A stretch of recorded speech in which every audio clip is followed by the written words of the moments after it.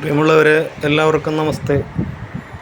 ഇന്ന് കൊടുങ്ങല്ലൂർ ഭഗവതി ക്ഷേത്രത്തിൻ്റെ കുറച്ച് കാര്യങ്ങളൊക്കെയാണ് നമ്മൾ കാണിക്കുന്നത്.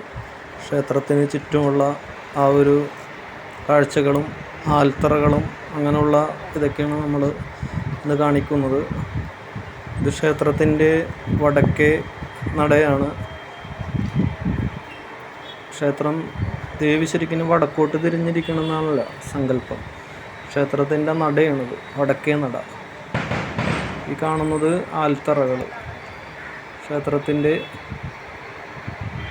ഫ്രണ്ടിൽ വടക്കേ നടയിൽ കാണുന്ന കാഴ്ചകളൊക്കെയാണിത്.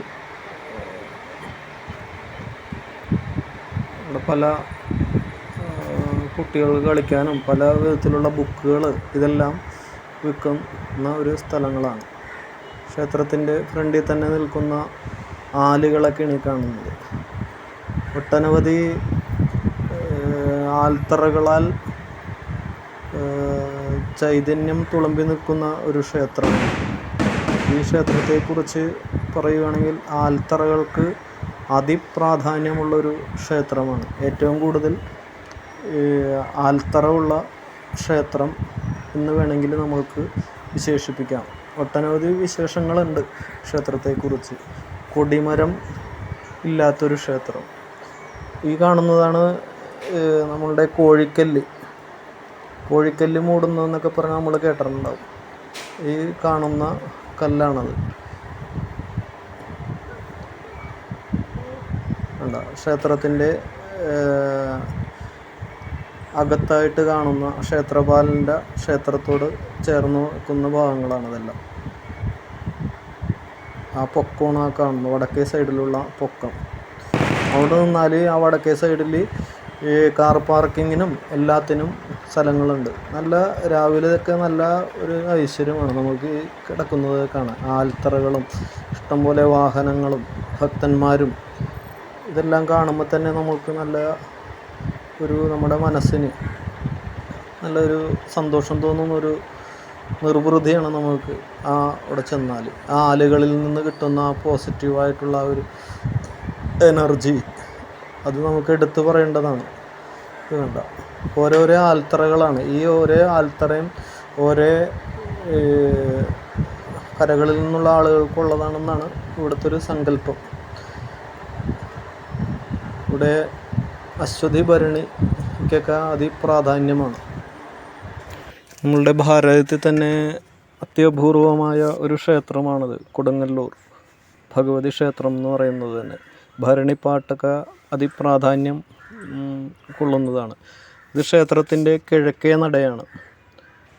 കിഴക്കേ നടയിൽ ഈ ഭാഗമൊക്കെ നമ്മളുടെ കാവ് തീണ്ടുന്നതിന് പ്രാധാന്യമാണ്. അന്നേ ദിവസം നമുക്ക് വന്ന് കാണുമ്പോൾ അതിൻ്റേതായ ഇത് നമുക്ക് മനസ്സിലാക്കാൻ സാധിക്കും. അതുപോലെ തന്നെ താലപ്പൊലിയും ഇവിടെ വളരെ നല്ലൊരു ഉത്സവം തന്നെയാണ്. താലപ്പൊലി എന്ന് പറയുന്നത് നല്ല നമ്മൾക്ക് ആൽത്തറ കണ്ടില്ലേ, ക്ഷേത്രത്തിൻ്റെ അകത്തുള്ള ആൽത്തറയാണത്. ഇത്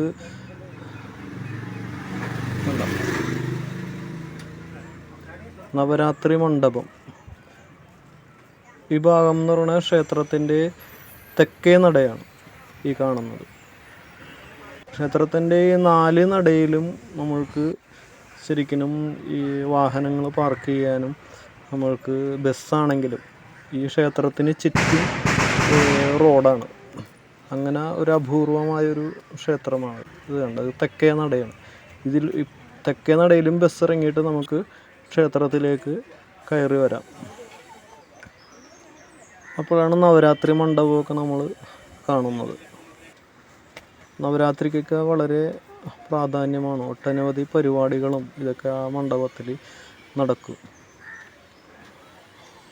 ഇന്നിപ്പോൾ വളരെ ഒരുവിധം തിരക്കുള്ള ഒരു ചൊവ്വ വെള്ളി ദിവസമൊക്കെ നല്ല തിരക്കായിരിക്കുള്ളൂ ഭക്തന്മാരുടെ.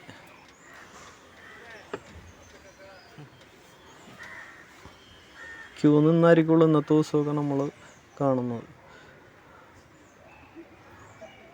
ഭഗവതിയെ കാണണമെങ്കിൽ ക്യൂ നിന്ന് തന്നെ കാണണം. നല്ല തിരക്കാർ. ഗണപതി നാഗരാജാവ് ക്ഷേത്രത്തിലേക്ക് പോകണമെങ്കിൽ നമുക്ക് ക്ഷേത്രത്തിൻ്റെ പടിഞ്ഞാറേ നടയാണിത് ഈ കാണുന്നത്. ക്ഷേത്രത്തിൻ്റെ പടിഞ്ഞാറേ നട. ഇവിടെ നമുക്ക് ബസ് ഇറങ്ങിയാലും നമുക്കതിലൂടെ നമുക്ക് ക്ഷേത്രത്തിലേക്ക് കടന്നു വരാം. ഇത് ക്ഷേത്രത്തിൻ്റെ കുളമാണ്. വളരെ ഭംഗിയായിട്ടാണ് ആ കുളം നമുക്ക് കാണാൻ സാധിക്കുന്നത്. ശരിക്കും നല്ല പൂ പോലത്തെ മണ്ണാണ് ആ ക്ഷേത്രത്തിന് കുളത്തിന് ചുറ്റും. നല്ല രസമാണ്. ഇതാണ് വസൂരിമാല എന്ന് പറയുന്ന ദേവി കുടികൊള്ളുന്നത്. നമ്മൾ മഞ്ഞപ്പൊടികൾ ആണ് അവിടുത്തെ പ്രാധാന്യം. ഒരു പുതിയൊരു ആൽത്തറ ഇപ്പോൾ ഇവിടെ കെട്ടിയുണ്ടാക്കിയത് വെടിക്കെട്ട്. ഇവിടെ ഏറ്റവും പ്രാധാന്യമുള്ളൊരു ഇതാണ് വഴിപാടാണ് വെടിവഴിപാടെന്ന് പറയുന്നത്. അതും ഈ ക്ഷേത്രത്തിൻ്റെ ഒരു പ്രത്യേകത തന്നെയാണ്. ആൽത്തറകൾ നമുക്ക് ഇഷ്ടം പോലെ ക്ഷേത്രത്തിൻ്റെ അകത്തുകൊണ്ട് ക്ഷേത്രത്തിൻ്റെ പുറത്തും ആൽത്തറകളുണ്ട്. ഇഷ്ടംപോലെ ആളുകളാണ് ഏത് സമയത്തും ഈ ആൽത്തറ. എത്ര കൊടും വേനൽ കാലത്തെ ചൂടിനും ഇതിനടിയിൽ ഈ ക്ഷേത്രത്തിലെത്തിക്കഴിഞ്ഞാൽ വളരെ ഒരു ശാന്തമായ നല്ല ഒരു അന്തരീക്ഷമായിരിക്കും. നമുക്ക് ചൂട് അനുഭവപ്പെടില്ല.